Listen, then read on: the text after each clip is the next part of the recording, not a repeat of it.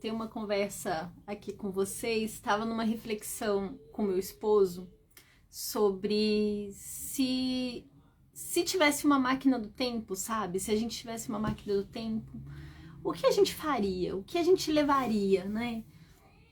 Se a gente tivesse a oportunidade de pegar uma máquina do tempo, onde a gente pegasse, essa máquina do tempo só desse certo, assim, você só consegue colocar uma informação para o passado e você, Fernandes, se você pudesse pegar uma informação, colocar nessa máquina do tempo e levar para o passado, você não pode voltar para o passado, você pegasse uma informação e jogasse para o passado, assim, para sua eu do passado pudesse resolver.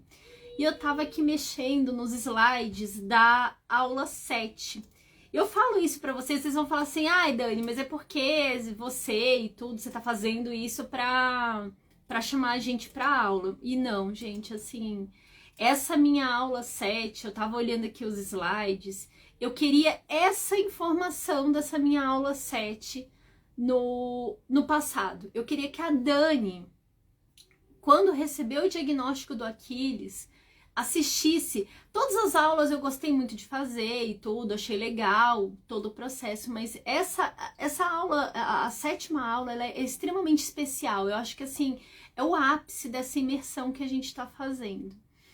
E eu já venho falando muito para vocês sobre isso, né? Sobre o que vem a ser uma terapia com evidência, quais são os requisitos para ser uma terapia com evidência. Então, todo nesse processo, nesse caminho da imersão, eu fui falando para vocês.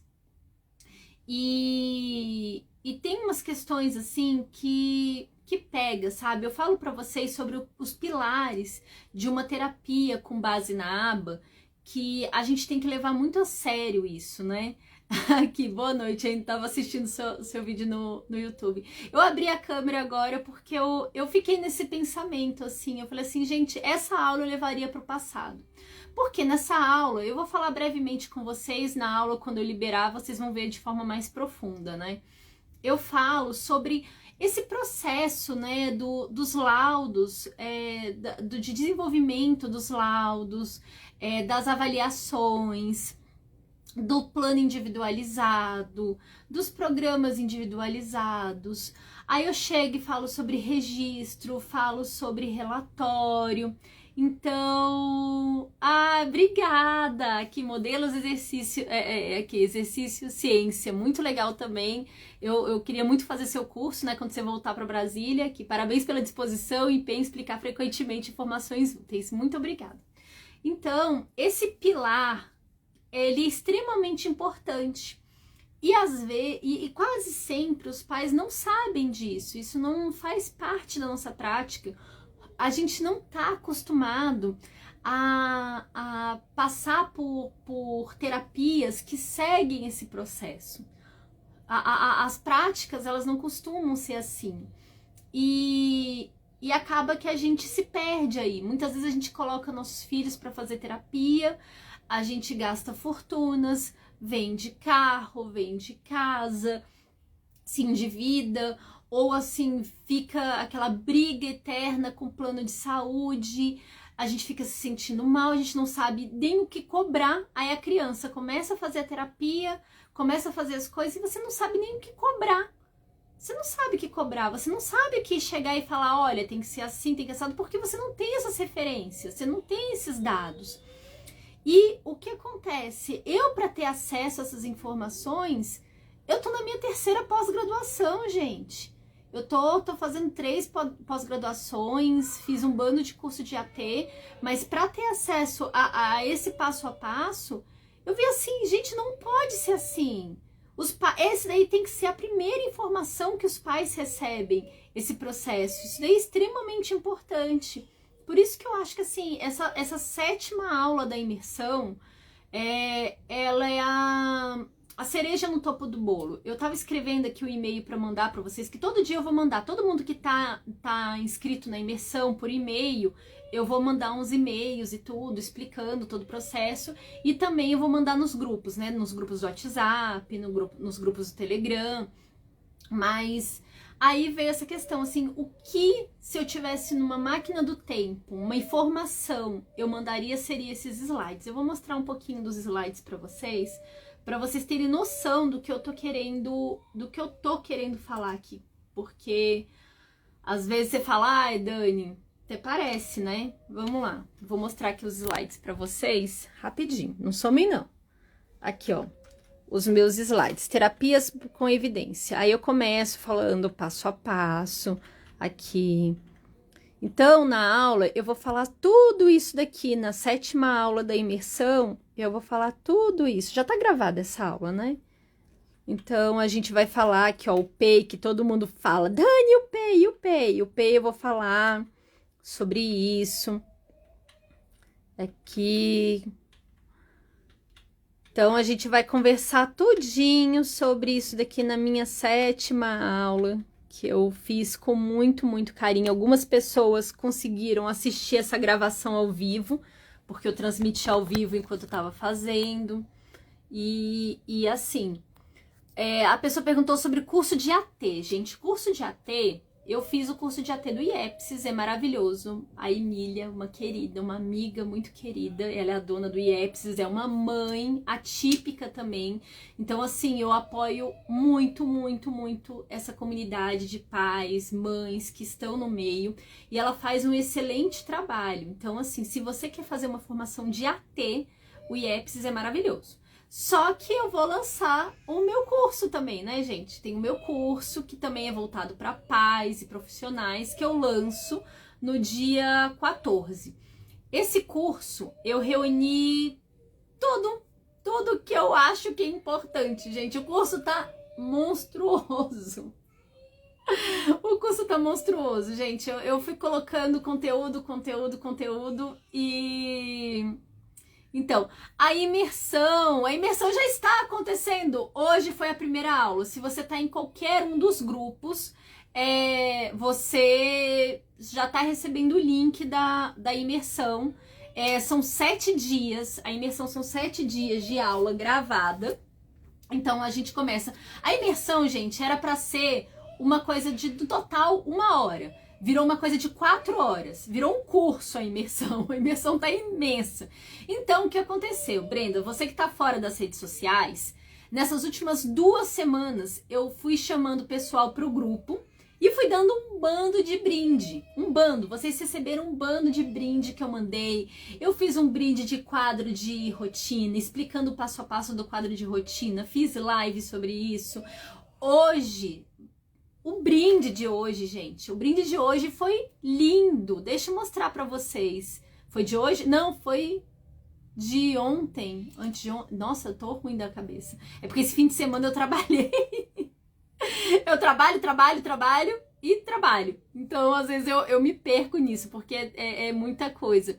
Deixa eu ver aonde que tá esse brinde pra mostrar pra vocês que ficou... Coisa mais fofa esse brinde. Vou mostrar aqui pra vocês. O brinde que eu mandei nos grupos também. Então, esse daqui foi um brinde simplesmente por você estar ali, ó. Que aí, ó, nome da criança, data de nascimento. Aí começa o checklist. Você vai e faz lá o checklist da sua criança. Vamos lá pro finalzão. Aí terminou o checklist, você vai passar aqui a limpo o checklist, vai responder essas perguntinhas aqui de desenvolvimento e levar para o médico, para os terapeutas da sua criança, tá, gente? Então, o nome desse último brinde, eu mandei um bando de coisas. Essas últimas semanas, vocês receberam um bando de brinde só por estar no grupo para esperar a imersão. Então, se você ainda não tá no grupo da imersão, deixa eu ver se eu tenho o link aqui. Deixa eu ver se eu tenho o link aqui para mandar para vocês participarem dos grupos. Não tô achando aqui. Ah, tá aqui. Para participar dos grupos, basta você pegar. Então, tira um print da tela e depois você entra. O link que tá na minha bio já é do primeiro dia da imersão, que já é a minha primeira aula. A primeira aula eu falei sobre a história do autismo. Por que eu falei sobre a história do autismo? Porque todo mundo gosta de uma história, gente. Eu adoro uma história. Eu falei assim, eu vou contar uma história, porque história, nada melhor que começar com uma história. Aí eu fui, falei sobre a história do autismo, empoderei. Pelo amor de Deus, não dê spoiler pro pessoal em comentário, porque tem uma surpresa ali que eu quero bugar a cabeça de vocês para vocês verem mais ou menos, terem uma ideia mais ou menos do que é uma percepção de um autista. Então, não dê spoiler para os outros, por favor, não estraguem a experiência dos coleguinhas nessa primeira aula. Depois eu falo sobre o que é o autismo, eu vou falar um pouquinho sobre o poda neuronal, a gente segue falando sobre pesquisas relevantes no autismo, DSM-5, CID-11, esse bando de código que todo mundo fica louco no laudo, não sabe o que é o que. Aí a gente segue falando sobre avaliação para o autismo, então eu vou falar sobre instrumentos de triagem para o autismo, então eu vou falar sobre Michette, Cars e assim segue, e para vocês se instruírem, tem alguns que são pagos, outros que são gratuitos, práticas com evidência. Então, as etapas, eu vou listar várias práticas com evidência para que vocês não caiam em armadilhas, porque eu tô cansada, gente. Eu vou papirando o Instagram e aí vem uns métodos que não tem evidência nenhuma para autismo. Que os pais gastam dinheiro, que os pais gastam tempo, que tempo é pior que dinheiro, né? Porque dinheiro a gente recupera, mas perder tempo já era. Tempo é uma coisa que a gente não tem. Passou o tempo, acabou. E aí perde o tempo da criança. E seguindo essa aula, que é a minha aula preciosa, minha aula favorita, é a aula que eu queria, que eu falo assim, eu queria que a Dani do passado assistisse, que são as etapas das terapias com evidência. Então, nessa aula, nessa última aula, o que eu vou falar para vocês? Essa etapa da avaliação, do plano individualizado, como é que o que tem que ter nesse plano individualizado, que é o PEI, plano terapêutico, enfim, existem vários nomes para isso. Vou falar sobre os programas, né, a composição mínima dos programas terapêuticos, a importância e a diferenciação, né, porque o levantamento de dados, existe várias técnicas para levantamento de dados, né. Isso daí eu vou aprofundar no meu curso. Todos esses tópicos, gente, eu vou aprofundar no meu curso mesmo. Na imersão eu vou falar de forma geral tudo isso, mas é extremamente importante que vocês entendam. Porque mesmo que você não adquira, você fala assim, Dani, não tenho condições, não dá, não vou comprar agora, apesar do curso vai estar extremamente barato, absurdamente barato, mas se não tiver condição, você pelo menos entendeu todo esse global, que é o que importa. Essa imersão, ela ia fazer parte do curso. Ele inclusive estava aqui como primeira aula do curso. Primeiro módulo do curso. Só que eu resolvi tirar esse módulo do curso e falar, não, eu vou dar gratuito. Eu vou dar gratuito porque as pessoas precisam ter acesso a essa informação. E aí, dia 14, a gente vai ter um aulão ao vivo que vai ter muita conversa. Muita conversa que eu acho importante. Então, assim, se eu tivesse uma máquina do tempo, eu daria essa aula para Dani do passado. Eu falaria assim, Dani, assista isso daqui. E assim, é bom a gente se perguntar assim, o que a gente poderia dar para a gente do passado? O que a gente forneceria para a nossa versão do passado? Porque é isso que a gente tem que fornecer para as pessoas. Se a gente não quer receber uma informação ruim, a gente tem que repassar informações boas, informações relevantes para as outras pessoas e formar essa corrente. Porque tem muita coisa inadequada, gente, tem muita coisa errada. E esses dias foi engraçado, porque eu falo com vocês aqui na internet, eu brigo com práticas sem evidência, eu brigo quando as pessoas falam que autismo virou moda, e estava lá na vida, né, indo trabalhar. E eu escuto de uma colega minha do serviço que autismo virou moda.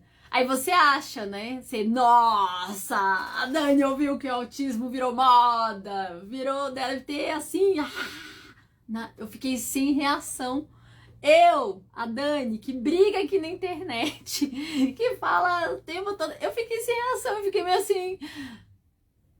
autismo virou moda? Como assim? Eu não consegui, ela continuou falando e blá blá blá. Ah!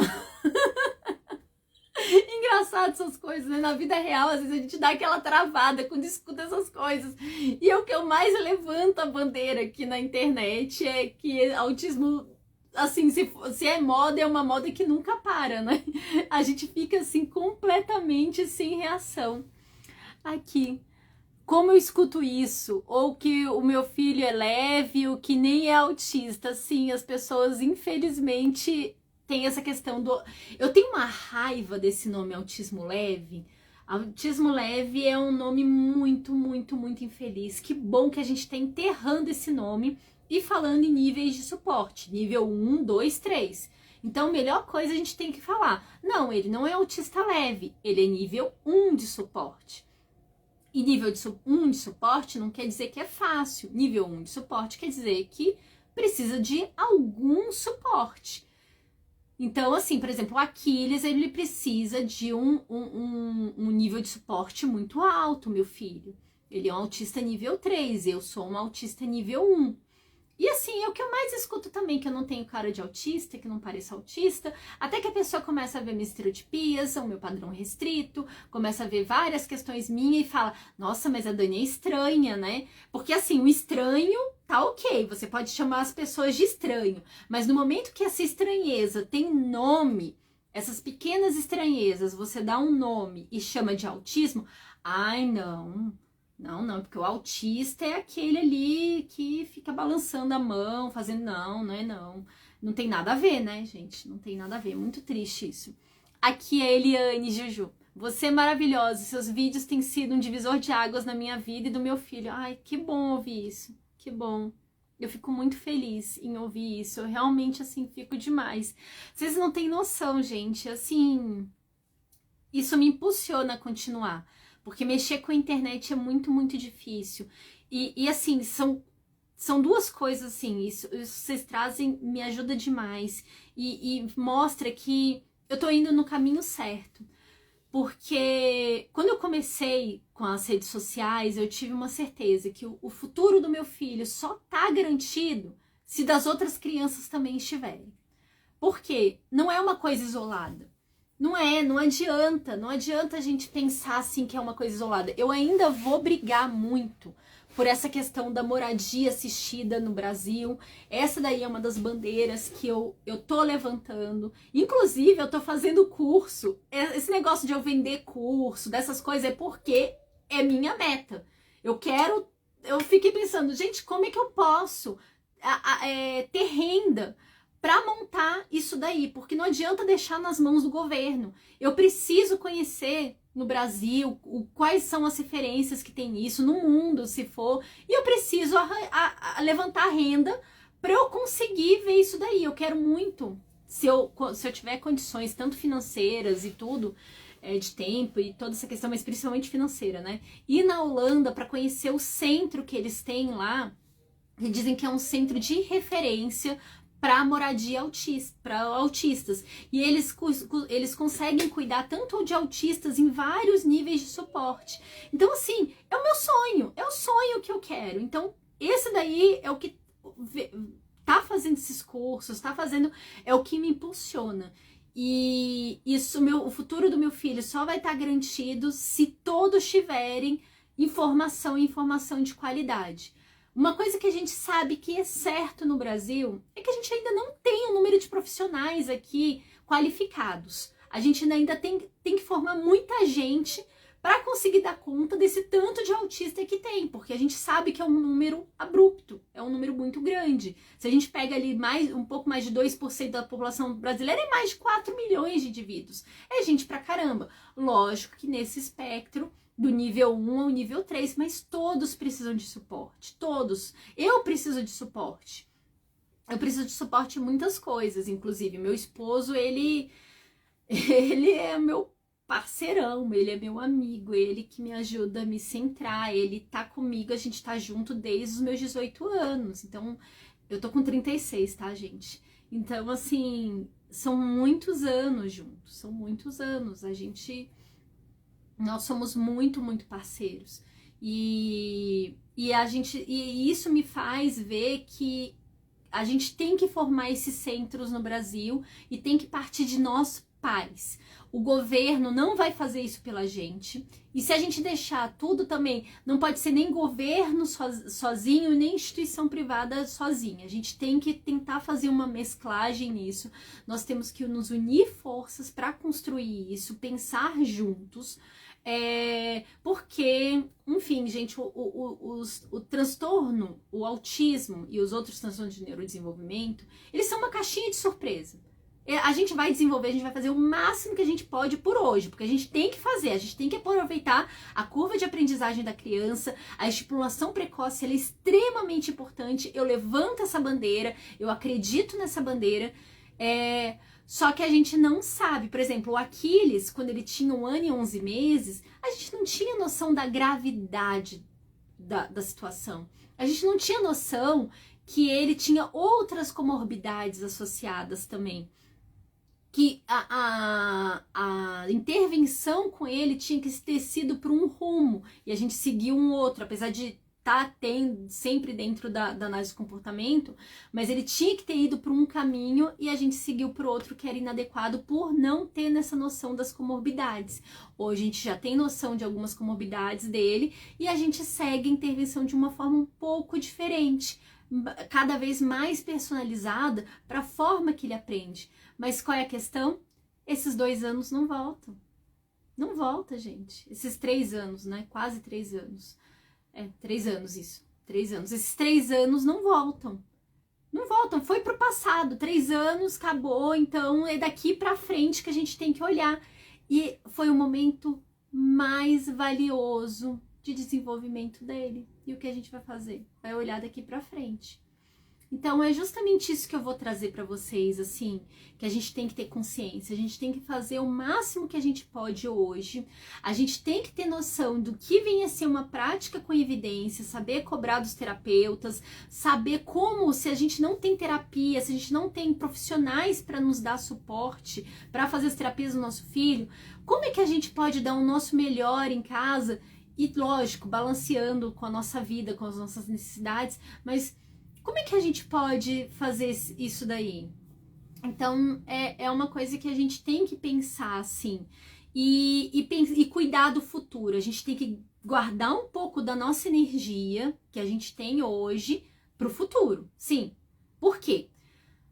Porque a gente tem que gastar, a gente tem que guardar uma parte financeira, a gente não pode depredar nosso patrimônio financeiro, a gente não pode acabar com ele, a gente tem que guardar uma parte, porque a gente tem que guardar um pouco do nosso fôlego também. Se você acaba com a sua sanidade agora, com a sua saúde agora, no futuro vai estar te cutucando. Então, assim, a gente começa ali com o diagnóstico. Você tem o diagnóstico do seu filho aos 2 anos, você vai fazer o possível por ele agora. Tem que fazer, tem que correr, mas tem que se cuidar também, porque a saúde vai te cutucar lá no futuro. Fala, ó, você não se cuidou, então vamos lá. Isso daí é muito importante. E essa questão das instituições, porque uma hora a gente se vai. A gente não vai estar aqui. E a gente precisa dessas instituições para que auxiliem nossos filhos, em qualquer nível de suporte que for, sabe? Eu assim, abri meu coração para vocês. Eu fico pensando, eu sem o Elias, o que algumas coisas minhas, eu perco o chão. Meu esposo, ele me traz de volta. E eu quero que ele tenha muita saúde para cuidar, porque é complicado. Eu cuido dele, ele cuida de mim, lógico, a gente tem essa parceria, mas é complicado demais. Vou continuar aqui, que assim eu vou acabar chorando. Eu também fico assim quando me dizem isso. Complicado. Deixa eu ver, não é nada fácil, principalmente em relação a agressividades. Se tá sem áudio, você sai da live e volta, que fica com áudio. Isso acontece comigo também. Às vezes eu tô aqui. Dani, confesso que às vezes eu acho os níveis meio confuso, até vago, até controverso. Sim, os níveis de suporte, eles não importam tanto, né, doutora? Eu acho que, assim, os níveis de suporte, eles eles são mais uma referência, sabe? Meio que pra falar, ah, eu preciso de menos suporte, fulano precisa de mais suporte. O que importa mesmo é a gente saber o repertório, saber as dores que a pessoa tem. O que eu falo muito que, assim, o autismo não é o problema. O autismo não é o problema tá no transtorno. O transtorno que causa dor. Então, por exemplo, o que eu gosto sempre de dar o exemplo é da minha ecolalia. Quando eu tenho ecolalia em casa, meu esposo já se acostumou. Hoje em dia eu aceito mais minha ecolalia, eu parei de ficar inventando coisa, né? Desculpa, que eu sempre dava desculpa pra minha ecolalia. Então em casa não causa mais transtorno. Meu esposo fala, e o que? Ecolalia. Ele, tá bom. Mas quando eu tô na rua, se eu tô no trabalho, eu tenho uma ecolalia. Ontem mesmo eu tava no trabalho, eu tava com uma colega minha de trabalho e sem querer eu falei assim, eu nem sei se ela percebeu. Eu espero que ela não tenha percebido, mas eu falei, eu já fiquei constrangida assim, eu olhei meio pra trás esperando, não, ela não comentou nada, tá bom. Então, ontem eu tive uma ecolalia no meu serviço e porque eu tava muito nervosa, eu tava muito ansiosa que eu tava desenvolvendo o serviço. E isso é péssimo, né? Isso causa transtorno, porque eu tenho que... Se a pessoa chegar pra mim... Até que minha colega de trabalho, ela sabe que eu sou autista e tudo com ela, e ela é muito tranquila, assim. Talvez ela seja autista também, ela tem bastantes características. E aí eu chego pra ela e falo pra ela, assim... é autismo. Aí ela, tá bom. Então, se eu tivesse que falar pra ela, tá bom. Mas assim, eu tô num lugar que eu não conheço as pessoas não têm relação comigo e eu tenho uma ecolalia e isso me causa transtorno. Eu ter que ir explicar para as pessoas, inventar uma história. Ou, por exemplo, outra coisa que me causa transtorno, que o autismo me causa transtorno, eu ter que fazer todo um planejamento mental do que eu vou falar com as pessoas. Porque o que acontece? O autismo nas mulheres, ele costuma ser um pouco diferente que nos homens. E nas mulheres ocorre muito masking, muito, muito, muito. A gente passa horas e horas planejando o que a gente vai falar com as pessoas e a gente vai fazendo vários cenários mentais no dia. Então, muitas vezes eu perco horas fazendo esse planejamento do que, se a pessoa falar isso comigo, eu vou falar isso. Se a pessoa falar... Aí, chega, por exemplo, o chefe fala, não, hoje a gente vai fazer tal coisa. Eu... Não, não. Na época que eu trabalhava na informática, que eu trabalhei um tempo com governança de TI, e meu chefe me colocava para umas reuniões surpresas no ministério. Ele simplesmente falava, Dani, o carro está pronto e nós vamos para o ministério. E vamos apresentar algo lá. Eu morria. Toda vez que tinha uma apresentação no ministério, surpresa, eu dava aquela surtada. Aí eu começava lá, pegar papel, começar a escrever e começar a pensar nas possibilidades, só que eu não conhecia as pessoas que iam estar lá, eu não tinha estudado. Então, assim, não é raro uma mulher autista estudar as pessoas que ela vai ter contato para poder... Olha o tempo, olha o transtorno que causa tudo isso, você fazer todo esse planejamento. Então, o autismo em si, ele não é o vilão, é o transtorno. É o transtorno. Se você pega essa pessoa e você dá previsibilidade para ela, você modifica esse ambiente de forma favorável, isso não vai causar transtorno. Se meu chefe, por exemplo, lá na época que eu trabalhava no CPD, nessa área de informática, ele chegasse para mim previamente e falasse, olha, Dani, amanhã nós vamos ter uma reunião no ministério, tal hora, com tal equipe, e o assunto vai ser esse. Pronto, tô bem, eu vou passar de hoje para amanhã bem. Eu não vou surtar um pouco antes por conta de uma reunião. Então, o que acontecia no final da reunião? Eu ia para a reunião e tudo, fazia meu masking bonitinho, chegava em casa e tinha um shutdown. Eu apagava completamente. No dia seguinte eu tinha dores de cabeça horrível, parava na emergência para tomar medicação e era isso a vida. Então, é muito complicado isso. E aí você fala, a Dani é autista leve. Leve o caramba, né? Não tem esse negócio de leve. Gente, é complicado. Queria que tirasse uma dúvida. Manda, Joyce Patrícia, manda sua dúvida que eu tiro. Pode usar até a caixinha aqui. A Josi, querida, Josi, mãe, você é muito querida. Dani, muito obrigada por sua disponibilidade sempre. Aprendo muito com você, gratidão, obrigada. a Eliane, eu tenho passado por situações bem chatas em relação ao preconceito das pessoas em relação ao meu filho, muita falta de conhecimento. Ai, é um saco isso. É um saco, gente. Sorte que normalmente eu não percebo muito isso na rua. Como eu falho muito a performance visual, normalmente eu não noto. Eu só noto quando a pessoa me chama para comentar. E recentemente aconteceu isso, que o Aquiles, ele infelizmente, ele dispara a correr de vez em quando.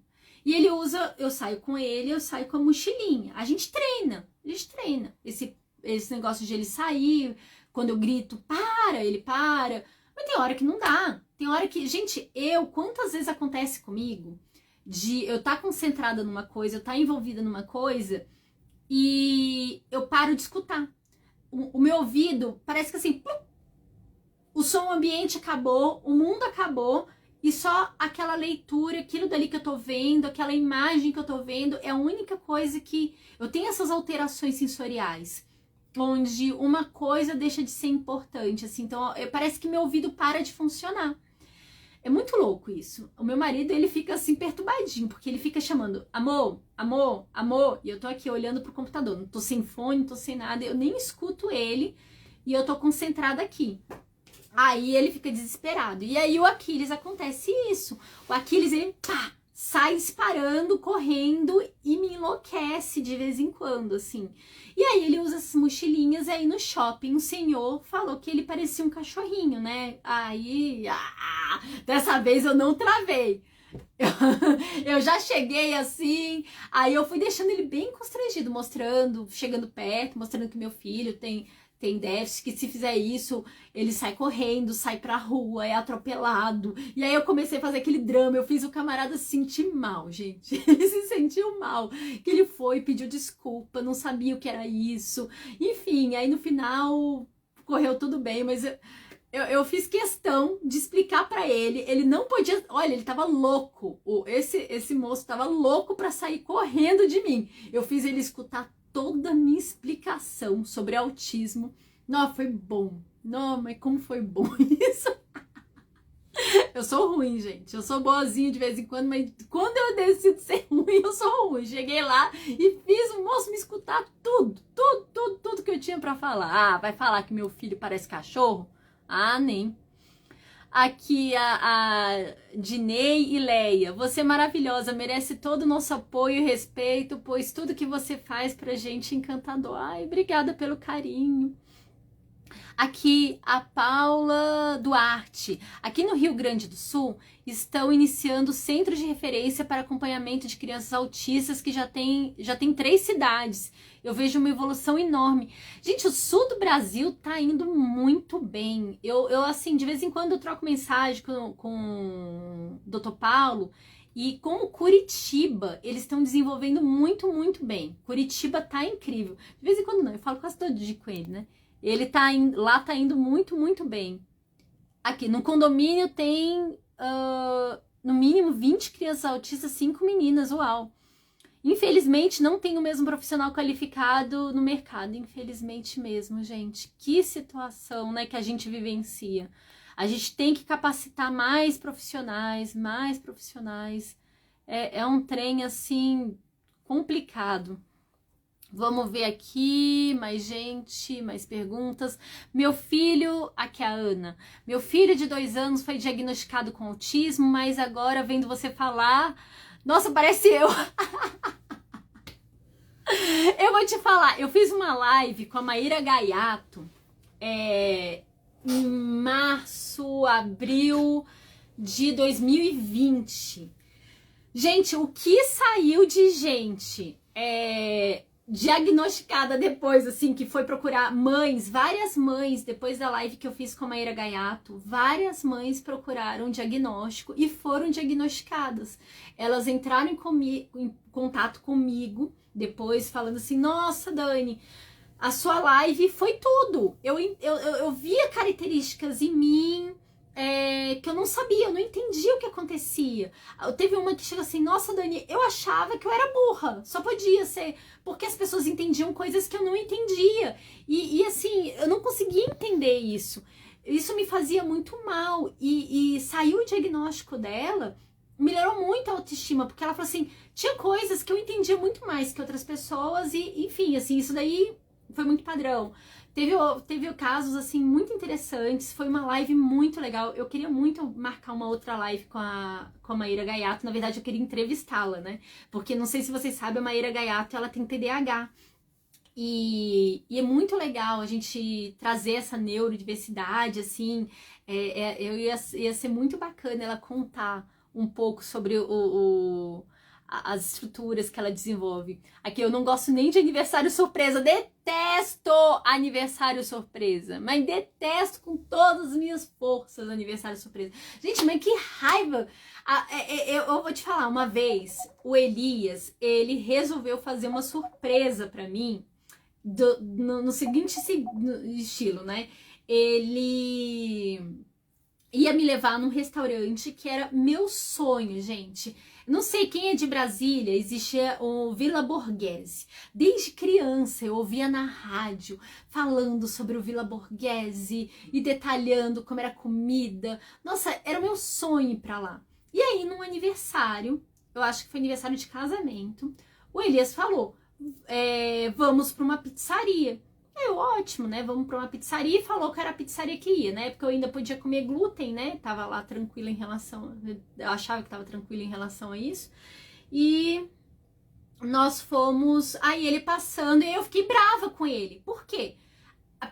Pra ir pra essa pizzaria, tinha que ir por esse caminho, blá, blá, blá, vir aqui. E ele passou. Amor, você passou da pizzaria. E aí eu comecei a ficar nervosa e ansiosa, e aí começou a estereotipia, roer unha, e todas as coisas junto, porque eu tava ficando muito nervosa, porque ele não tava indo pro caminho pra pizzaria.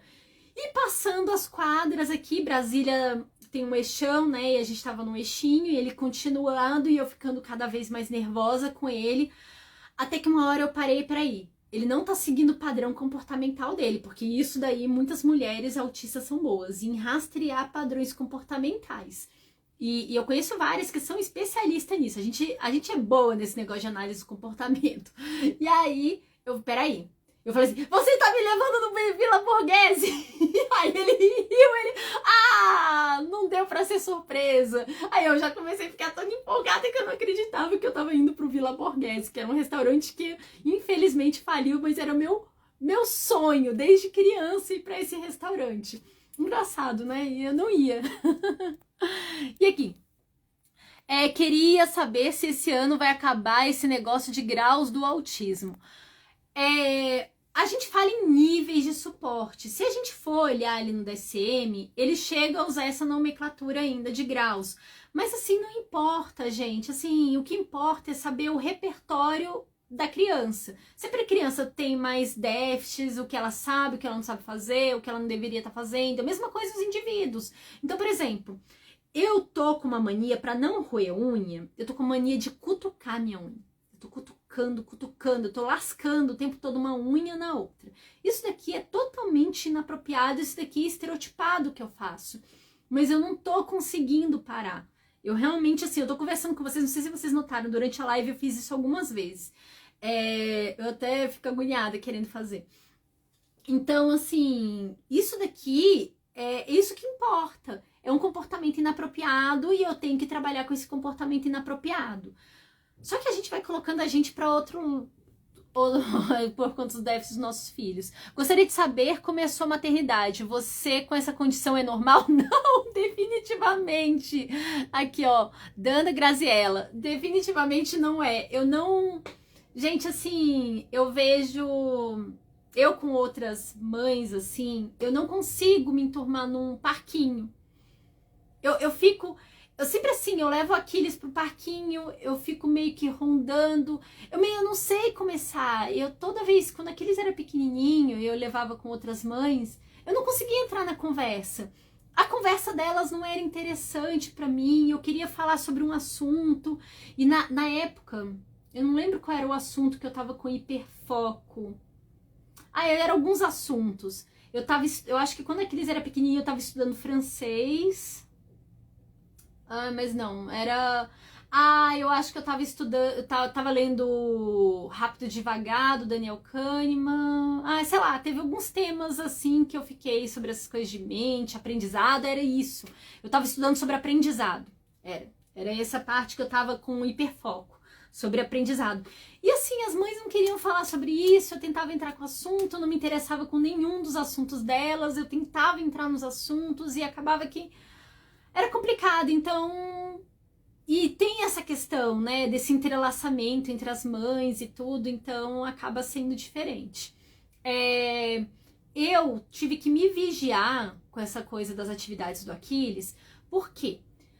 Porque brincar pra mim nunca foi uma coisa muito igual das outras pessoas. Eu sempre segui um roteiro pra brincar. Brincar pra mim sempre foi roteirizado.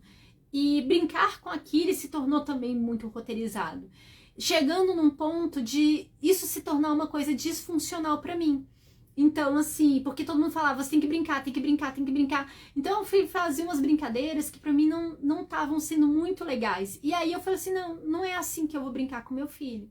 Eu vou brincar do jeito que ele se interessa em brincar. Porque é o que importa. A brincadeira tem que ser legal pra mim e pra ele. Não adianta fazer um roteiro mega, super estruturado se não tá sendo interessante para nenhum dos dois. Brincadeira tem que ser uma coisa interessante, tem que gerar conexão. Então eu acho que isso daí foi uma das grandes coisas da maternidade que foi diferente. Ouvido seletivo, tenho muito ouvido seletivo, muito ouvido seletivo. Aqui, lavou a alma. Aqui, cadê? O meu filho também, se falar algo que não agrada, corre. Ah, tá na parte do correr. Gente, meu Deus do céu. Foram muitas mensagens aqui. Deixa eu ver aqui. Se eu vou. Deixa eu ver até onde eu volto, porque foram muitas mensagens e meio que eu me perdi. Dani, lembra de um livrinho que você postou da sua mãe relatando seu desenvolvimento? Mostra mais um pouquinho pra gente. Tem um livrinho, mãe, que tá bem ali no canto, tá meio distante pra eu pegar, mas a minha mãe, ela fez um livrinho do meu desenvolvimento até os meus 2 anos de idade, e gente, nesse livrinho tem várias características autísticas, e sei lá, quem olha assim acha que é TOD, mas não, é comportamento restrito e repetitivo.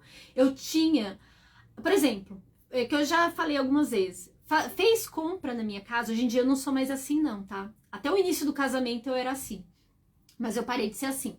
Eu tinha que alinhar tudo numa ordem para depois guardar. Então tinha a ordem de tamanho, tinha o tipo, e aí depois eu podia guardar tudo.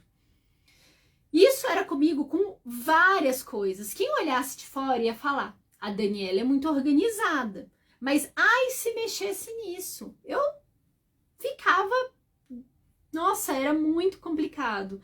Hoje eu acho que assim, com a gravidez do Aquiles, eu trabalhei muito isso na gravidez. Todo mundo ficou muito preocupado quando eu tava grávida, inclusive, desses meus padrões restritos. Mas eu acho que foi melhorando, assim. Deixa eu ver mais coisa. Ah, estou adorando ouvir você. Obrigada. Dani, na sua gravidez você sentia algo que não estava certo, não sabia o que, enquanto eu estava grávida, depois nascer. Assim, eu achei que não estava certo quando eu engravidei, porque eu ouvi durante anos e anos que eu nunca ia engravidar. Os médicos sempre olhavam pro meu útero é um bagaço, gente. Meu útero, ele tinha uma deformação, eu tinha má formação do endométrio, enfim, era um ó. Ovário atrofiado num ponto, eu não tomava remédio, tá? Ovário atrofiado num ponto, os meus ovários, que eles não conseguiam ver nos exames. E aí, eu fiz um tratamento com testosterona, com uma intenção totalmente diferente, que minha testosterona tava muito baixa, blá blá blá, e o médico falou, olha, tá baixo demais. E aí eu descobri a tal da aromatização, e com isso, engravidei. Engravidei, o negócio começou a funcionar ali mais direitinho. E eu menstruava assim, umas 2, 3 vezes por ano antigamente, desde a minha adolescência. E aí acabei engravidando, as coisas se acertaram, né? E eu surtei durante o início da gravidez, porque eu tinha seguido os planos de nunca ter filho. E aí eu engravidei. Eu falei assim, não, eu vou seguir com a gravidez e tudo. Não queria de forma alguma, não julgo de forma, mas assim, eu não iria parar. E aí eu fui prosseguir e tudo. E quando chegou mais ou menos depois da segunda semana que eu soube que estava grávida, eu falei, agora eu tenho que estudar para ser mãe. Porque eu nunca fez parte dos meus planos ser mãe. Aí ela foi lá comprar um bando de livro. Eu dei muito dos meus livros, eu fiquei só com esse daqui, da gravidez, mas eu li livro de obstetrícia, li livro de pediatria, esse daqui, eu tava insana estudando, fazendo curso de grávida, então foi isso de errado, mas senti em relação ao Aquiles, não. Era mais surtada porque eu achava que nunca ia engravidar na vida. Aqui, ó, a Luciana. Infelizmente, o Brasil muito fraco no autismo. Todo mundo na minha cidade fala que meu filho não parece autista. Ai, meu Deus. E aí você passa esse sofrimento. A Luciane, plano médico para começar a aba e estou agoniada e não consegui fazer muito por ele. Vamos lá. Deixa eu tomar uma aguinha aqui. Luciane, perdão. A única, eu não posso te dar muitas dicas sobre isso, mas assim, a principal que eu posso te dar é a primeira. Primeiro, enxergue o tempo disponível que você tem na sua vida, assim, como é que funciona o seu dia. A gente tem que saber isso antes de tudo. A gente tem que saber como a gente funciona, como a nossa casa funciona, mapear isso daí muito bem. Inclusive, meu quadro de rotinas que eu coloquei da imersão, para quem tá aí por fora, gente, eu tô fazendo uma imersão que é gratuita e tudo, e eu dei um bando de material gratuito nos meus grupos. E um dos materiais gratuitos, eu vou até pinar de novo para quem quiser entrar na imersão, é só clicar nesse link bem aqui. Vou pinar aqui para vocês. É só tirar um print e pinar. Você tem que ir e montar esse quadro de rotina da sua família. Primeiro passo. Segundo passo é você saber suas condições financeiras. Porque tem coisa que você vai conseguir contar com plano de saúde, vai lutar com plano de saúde, enfim. Tem coisa que você vai ter que desembolsar. Outra coisa que você tem que saber, intervenção é comportamental.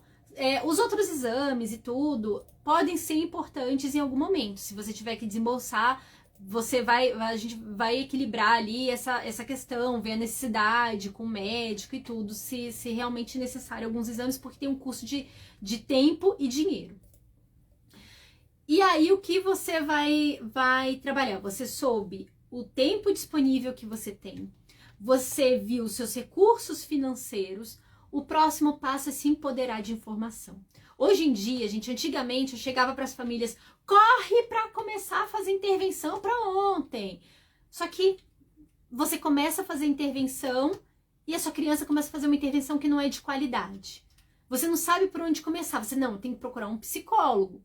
Aí o psicólogo não entende nada de aba, não entende nada de autismo. Você só está perdendo tempo da sua criança. Então, o que eu te falo? Se empodere de formação. Eu fiz essa imersão gratuita para que você, por exemplo, o seu caso, você se empoderar de informação.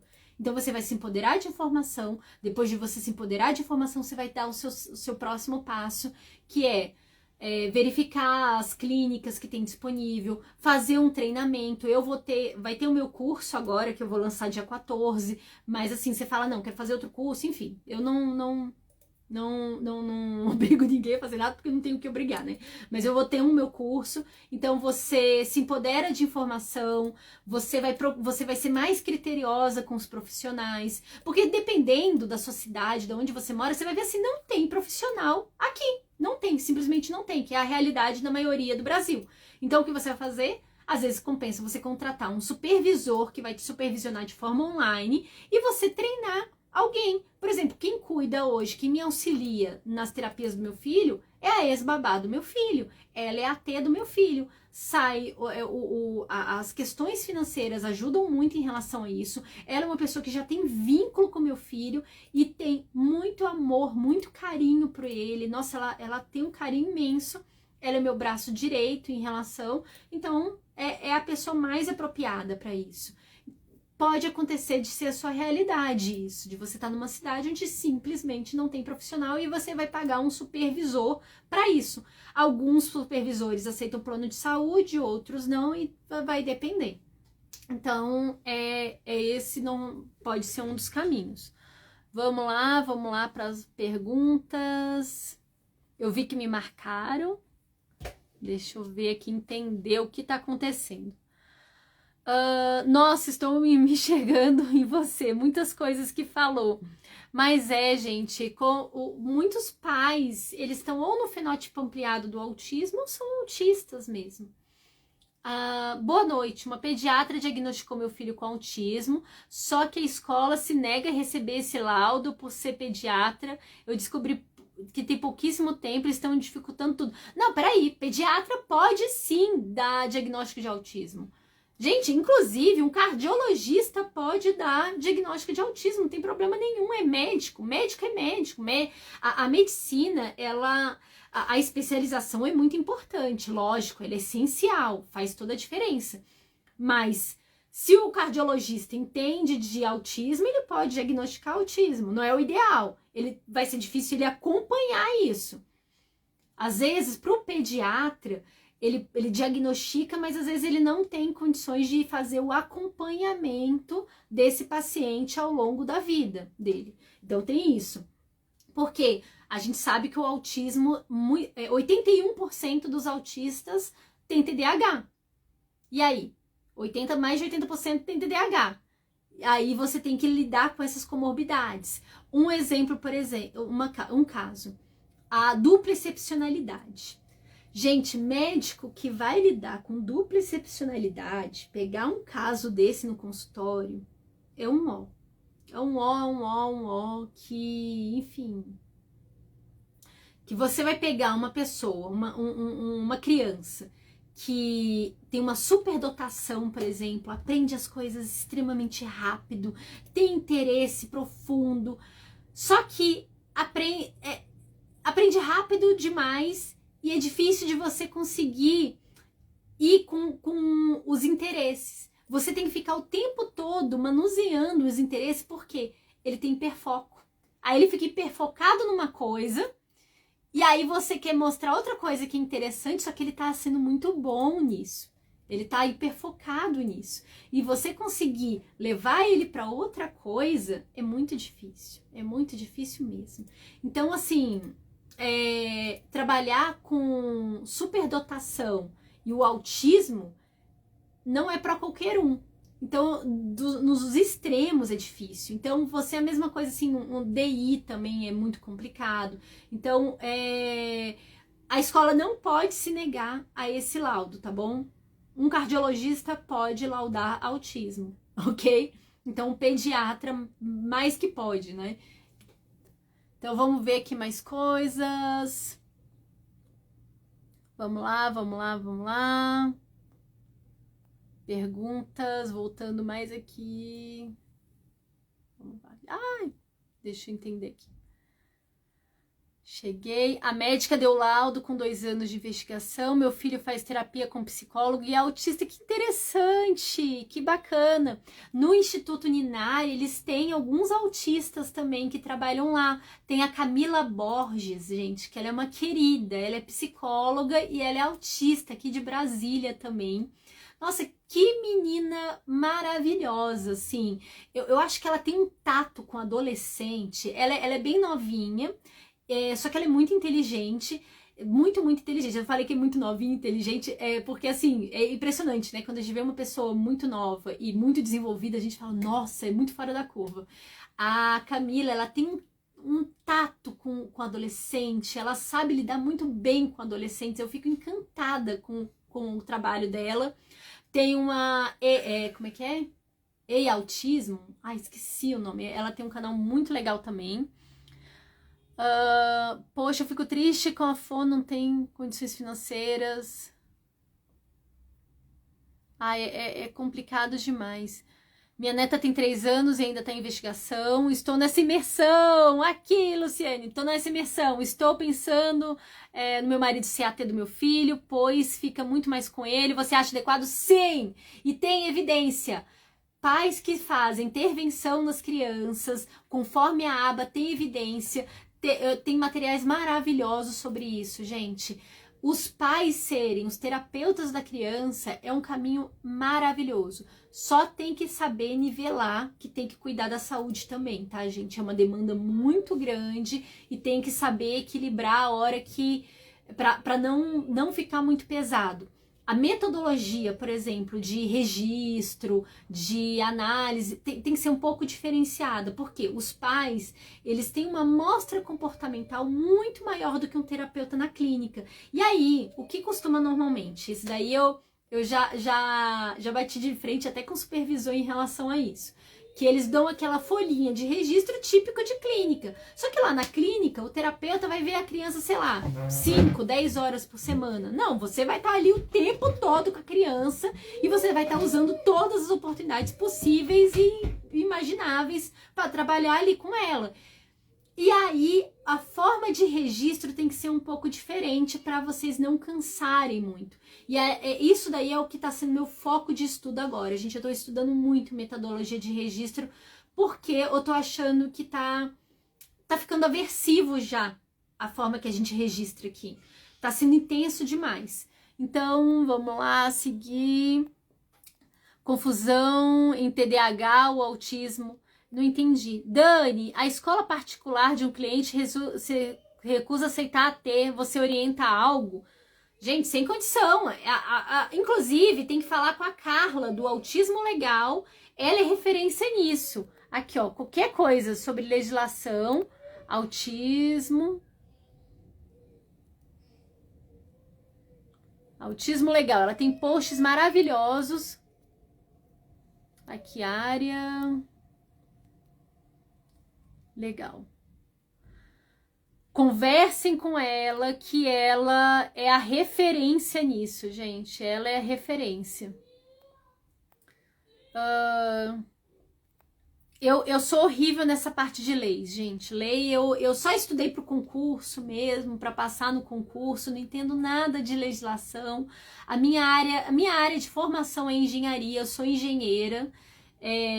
Enfim, eu não entendo nada de lei. Eu só estudei mesmo para passar no concurso.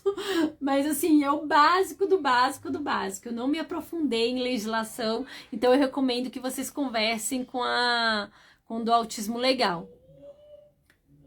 Maringá. Ai, que cidade linda, Josinha. Eu fui a Maringá. Que lugar lindo, gente. Que cidade bonita que você mora. Maringá, eu só sei... Londrina fica um pouco próxima a Maringá, né? Mas eu acho que é umas 3 horas de diferença, fica muito pesado. Que é o único lugar que eu já ouvi falar de algumas clínicas, uns centros de referência ali. Mas que lugar lindo que você mora. Amei conhecer Maringá. Que indicar Rio Grande do Sul. Nossa, como a gente precisa dessas... Ai, que verdade, Dani. Esses registros são assustadores para os pais. São, e a gente tem que pensar em tecnologias. No meu curso, eu vou mostrar algumas possibilidades, algumas técnicas mais modernas de registro, que é o que eu tenho estudado. Mas não na imersão, né? Tem uma pequena autista, aprendeu a ler com 4 anos e 11 meses. Está com 5, ama instrumentos musicais, letras, daí o trabalho com ela, ama ensinar. Ai, gente, ela é o caso da dupla excepcionalidade. E eu vou te falar uma coisa. Eu fico um pouco incomodada com os grupinhos. Oh, meu filho. Meu pequeno acho que vai precisar da minha atenção, gente. Ele tá chorando. Tá com soninho. Eu vou dar atenção pra ele. Eu só vou finalizar só com uma dica antes de parar aqui. Tente fazer grupinhos com crianças mescladas. Mescladas no sentido com níveis de repertório diferentes. Porque o que acontece normalmente? Ela quer sempre desafios, ela sempre vai querer pessoas desafiadoras, pessoas que tenham muita informação para dar, pessoas que se ela não tiver contato com pessoas que precisem da ajuda dela, sabe? Pessoas que que ela vai ter que dar um nível de suporte, para ela não vai ser tão interessante. Então é muito importante que esses grupinhos de trabalho, eles sejam mesclados com vários, com repertório diverso. Então o que acontece normalmente é que a maioria das clínicas fecham os grupinhos, essas crianças têm um repertório igual, então a gente coloca igual. Aí a gente pega outro grupinho e coloca igual. E às vezes isso não é interessante. A diversidade, ela pode ser muito interessante, desde que os terapeutas saibam conduzir. Quem tá tendo problema no áudio, entre e sai da live que você vai ouvir. Então é só entrar e sai. Meu filho está aguardando avaliação, tem mais de 15 características e atualmente está tendo muitas crises, mordidas, estou em desespero. Oh, meu Deus do céu, as mordidas são danadas. Eu fiz uma live recentemente sobre isso daí. Dani, você não acha que o número de diagnóstico cresceu demais? Não. Aumentou. As pesquisas, elas têm mostrado alguns fatores. Na imersão eu vou falar mais sobre isso, tem uma aula gravada só sobre isso. A questão é o seguinte, gente. A primeira é que os critérios de diagnóstico mudaram. Eles mudaram, ampliaram, tornou o transtorno de espectro autista se tornou uma coisa muito mais abrangente. Então, por exemplo, eu fui diagnosticada com síndrome de Asperger, só que agora a gente sabe que é tudo transtorno de espectro autista. Então, aumentou. Por aumentar, aumentou o número de pesquisas em cima disso. Então, mais gente está pesquisando e entendendo sobre isso. Ok. Mais profissionais estão se formando em relação a isso. Então, mais diagnósticos estão se aparecendo. Então, tá virando uma bolinha de neve em relação a isso. Mais pessoas se capacitam, mais diagnósticos e assim vai. Mas uma bola de neve boa. Porque que bom que tá tendo esses diagnósticos, não é uma coisa ruim. E aí vem um outro fator que tá se trazendo muito, que é a prematuridade e as tecnologias. Por quê? Gente, sem a medicina, digamos que a Dani e o Aquiles, digamos que a Dani nascesse, mamãe da Dani engravidou, na época, assim, há 100 anos atrás. Eu morria, eu teria morrido. Minha mãe teria me abortado e teria sido isso. Por quê? Minha mãe teve problema na minha gravidez inteira. Minha mãe sofreu na minha gravidez. E a tecnologia da época, de quando eu nasci, em 1985, permitiu que eu viesse, porque eu teria morrido. E aí a mesma coisa com Aquiles. O Aquiles, ele nasceu muito prematuro. Se a tecnologia, se não tivesse uma UTI bem capada, se não tivesse toda uma equipe médica, sabe, o Aquiles teria morrido. Isso é fato. O Aquiles, ele quase entrou em sofrimento fetal, foi bem complicado, foi quase, não chegou. Mas se não tivesse toda essa tecnologia para fazer a cesárea, todo esse ambiente que permitisse, ele não estaria aqui. E muitas outras crianças também. Então, assim, a tecnologia da medicina permitiu a viabilidade da gente. Que bom, eu fico feliz, eu estou viva graças à tecnologia da medicina moderna que me permitiu estar viva conversando com vocês. Então, a questão da prematuridade, ela correlaciona também, e é o fato da gente ter tecnologia viabilizando esses indivíduos a viver. Então, quantas mentes se perderam por falta de tecnologia, né? Você acha que com qual idade para se fechar um diagnóstico? Quanto antes, melhor. O autismo é um transtorno de neurodesenvolvimento. Então, assim, o diagnóstico, se possível, teria que vir com meses. A Poliana, do Meu Bebê e o Autismo, ela tem estudado justamente isso. Ela tem focado muito nessa questão da precocidade no diagnóstico. Então, quanto antes, melhor. O Dr. Paulo, ele sempre fala nas lives, né, que o mais recente, o mais novinho, foi com 9 meses que ele diagnosticou. Então, não é raro, deveria ser mais comum, na verdade, né? Infelizmente, os nossos instrumentos, né, para a gente conseguir avaliar e tudo, ainda são precários. Eu acho que a gente ainda vai desenvolver mais instrumentos para auxiliar o diagnóstico clínico e cada vez melhorar. Dani, qual é a diferença entre aba e Denver? Tá, vamos lá. Denver, ele é um modelo proprietário desenvolvido pelo Instituto Mind. Existem vários modelos que são desenvolvidos para facilitar a vida dos profissionais. Por quê? A aba, análise do comportamento, ela é uma ciência. Ela é uma ciência da mesma forma que a mecânica é. A mecânica clássica, sabe? Que a gente estuda na escola, que a gente estuda sobre velocidade, tempo, aceleração. Isso daí é uma ciência. A análise do comportamento, ela é uma ciência da mesma forma. E essa ciência, ela tem 3 vertentes. A vertente experimental, a vertente teórica e a vertente da aplicada. Então, a gente tem essas 3 vertentes. A vertente teórica você vai estudar as bases teóricas da análise do comportamento. Então, você vai estudar toda essa parte teórica, é pesadíssimo estudar essa parte teórica. O pessoal chora estudando aba, mas assim, quem vai fazer uma pós pura em análise do comportamento, a pessoa sofre. Eu tenho um amigo que tá sofrendo, terminando agora a pós dele, ele tá assim... E aí tem a parte experimental, que você vai achar nas universidades. Por exemplo, a UNB, tem um centro lá na Universidade do Pará, que eles ainda trabalham com... Eu falo macaco, mas eu tá errado falar macaco, né? Mas eles trabalham lá com animais. Aqui em Brasília, eu acho que eles só trabalham com ratinhos, eu não tenho certeza. Mas o centro aqui de Brasília, então eles fazem ensaios experimentais e com pessoas também, experimento com pessoas. Então, tem a parte experimental e tá tudo bem, isso é controlado, não é nada feito, né, que a gente pensa em experimento, a gente já pensa em coisas assim, vai levar choque. Falou experimento é choque, não tem nada a ver com choque, tá, gente? Então, é feita essa parte experimental, com ambiente controlado e blá, blá, blá, faz tudo isso controlado.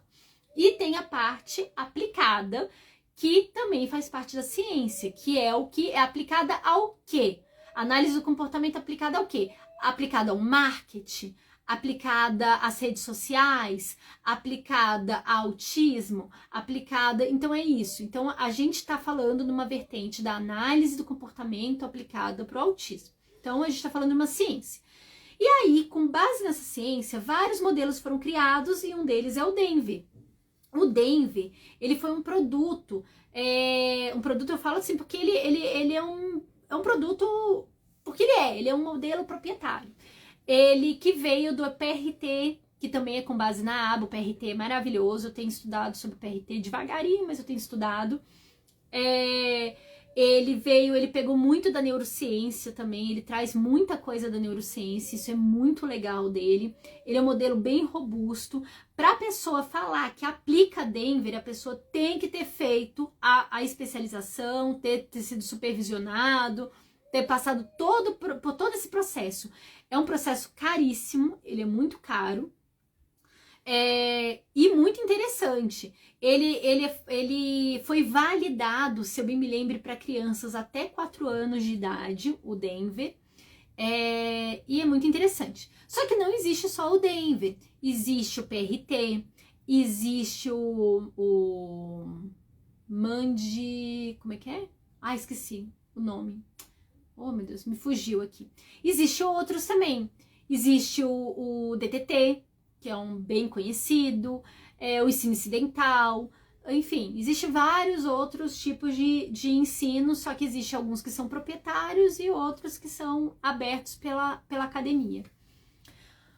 Especialista em Maceió, pessoal pedindo especialista, provavelmente minha filha também tem ecolalia. O que devo fazer? A gente tem que fazer uma avaliação para saber se essa ecolalia se ela está causando disfuncionalidade na sua filha. Se ela não está causando disfuncionalidade, se está tudo bem, é uma válvula de escape, alguma coisa boa para ela, tá ok. A gente só mexe com qualquer tipo de ecolalia e estereotipia se estiver causando os prejuízos, mas para isso será necessária uma avaliação. Josinha, Deus te abençoe, minha querida. É aqui meu Deus, ela entrou, queria falar com ela para tirar dúvidas. Aqui, vai lá, Dani. O Aquiles ficou tranquilo, por isso que eu continuei na live. Ele ficou tranquilo, é que ele tá na horinha de sono. Genética influencia muito, as bases do autismo são genéticas, tá, gente?